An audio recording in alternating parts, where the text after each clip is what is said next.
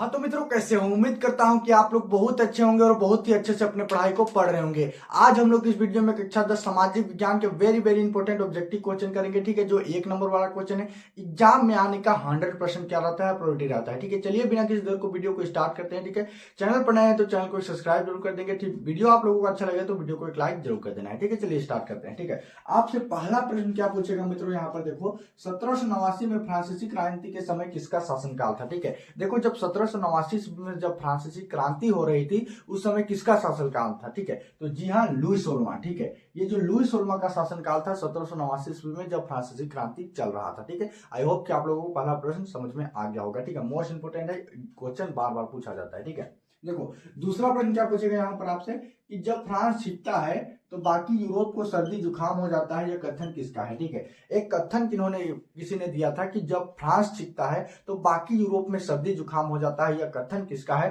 तो जी हाँ, मेटरनिक का। ठीक है, मेटरनिक ने कहा था कि जब फ्रांस जीतता है तो बाकी यूरोप में सर्दी जुकाम हो जाता है, यह कथन किसका है? तो मेटरनिक का है। ठीक है, एग्जाम में बार बार पूछा जाता है ऐसा क्वेश्चन, तुम लोग खुद क्वेश्चन को एनालाइज कर सकते हो क्वेश्चन बैक या फिर कहीं से। ठीक है, देखो, तीसरा प्रश्न आपसे क्या पूछेगा, जर्मनी का एकीकरण कब हुआ? ठीक है, तो जी हाँ, 1871 ईस्वी में हुआ। जर्मनी जो था वो 1800 मतलब 19वीं सदी में बहुत सारे छोटे छोटे राज्य पर विभाजित था, जिसमें एकीकरण करने के लिए बहुत ज्यादा ये बाधा आ रही थी। ठीक है, लेकिन उस सभी बाधाओं का सामना करते हुए जर्मनी को पुनः 1871 ईस्वी में एक कर दिया गया, अर्थात एकीकरण कर दिया गया। ठीक है, 5 नंबर के लिए पूछा जाता है ये क्वेश्चन, आप लोग तैयार कर लीजिएगा कि जो जर्मनी का एकीकरण के पर टिप्पणी लिखे। ठीक है, जर्मनी के एकीकरण पर क्या लिखे? टिप्पणी लिखे। ठीक है, 5 नंबर के लिए पूछता है ये क्वेश्चन, आप लोगों को याद करना है, कहीं से समझ लेना है। ठीक है, देखो, चौथा प्रश्न क्या पूछेगा मित्रों, यहाँ पर देखो, फ्रेडरिक सल्यू कौन था? ठीक है, तो जी हाँ, फ्रेडरिक सल्यू की यदि हम लोग बात करें तो फ्रेडरिक सल्यू कौन था? वो एक फ्रांसीसी चित्रकार था जिन्होंने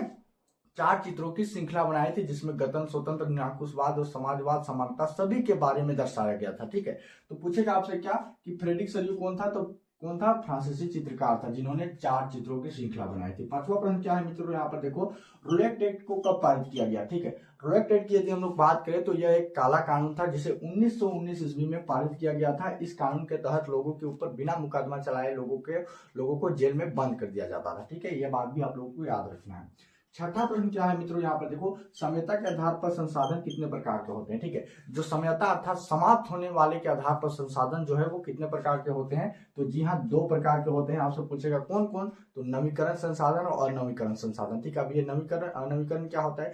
तो नवीकरण की यदि हम लोग बात करें, जिसका प्रयोग हम लोग पुनः कर सकते हैं, मतलब जिसका निर्माण हम लोग पुनः कर सकते हैं, वो पृथ्वी पर कभी खत्म नहीं होंगे, असीमित मात्रा में उपलब्ध है। ठीक है, जैसे सौर ऊर्जा, पवन ऊर्जा आदि सब नवीकरण संसाधन है।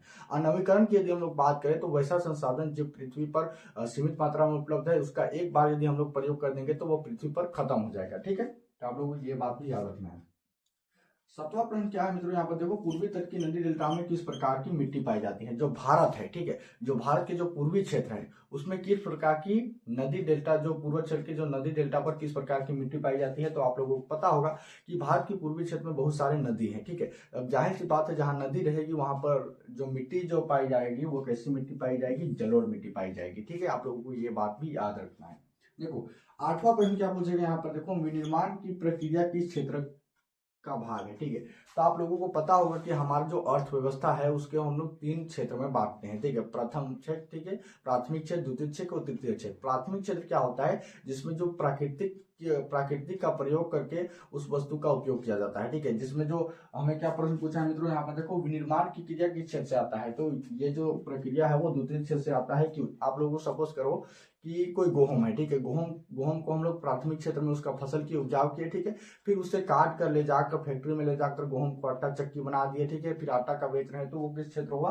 तो वो द्वितीय क्षेत्र हुआ। मतलब वस्तु का विनिर्माण करके बदलना ही वो क्या कहलाता है? द्वितीय क्षेत्र कहलाता है। ठीक है, तो विनिर्माण की प्रक्रिया किस क्षेत्र में आता है? द्वितीय क्षेत्र में आता है। ठीक है, सेवा की प्रक्रिया बोलेगा तो तृतीय क्षेत्र में आता है। ठीक है, तो देखो, नवा प्रश्न क्या पूछेगा आपसे कि चोरा चोरा हिंसात्मक घटना कब घटित हुआ था? ठीक है, चोरा चोरा हिंसात्मक घटना की यदि हम लोग बात करें तो यह घटना की यदि हम लोग बात करें तो 5 फरवरी 1922 ईस्वी में उत्तर प्रदेश की चोरा चोरी नामक स्थान पर यह घटना घटित हुआ था, जिसमें जो लोग जो थे वो ब्रिटिश सरकार के क्या कर रहे थे? विरोध कर रहे थे। वहां पर एक पुलिस चौकी थी, ठीक है, जो पुलिस वहां पर जाते हैं सभा पर और फालतू में गोली चला देते हैं, जिससे वहां के स्थानीय लोग गुस्सा में अर्थात क्रोध में आकर वहां की पुलिस चौकी को आग लगा देते हैं, जिससे 22 पुलिसकर्मियों की क्या हो जाती है, मृत्यु हो जाती है। ठीक है, तो यह था चौरा चौरा कांड। ठीक है, तो चौरा चौरा हिंसात्मक घटना कब घटित होती है, तो 5 फरवरी 1922 में होती है। ठीक है, 10वां प्रश्न क्या है मित्रों, यहाँ पर देखो, विश्व में सर्वाधिक वर्षा कहाँ होती है। ठीक है, तो विश्व में सबसे ज्यादा वर्षा क्या होती है, वेरी वेरी इंपॉर्टेंट क्वेश्चन है, आप लोग याद कर लीजिएगा। ठीक है,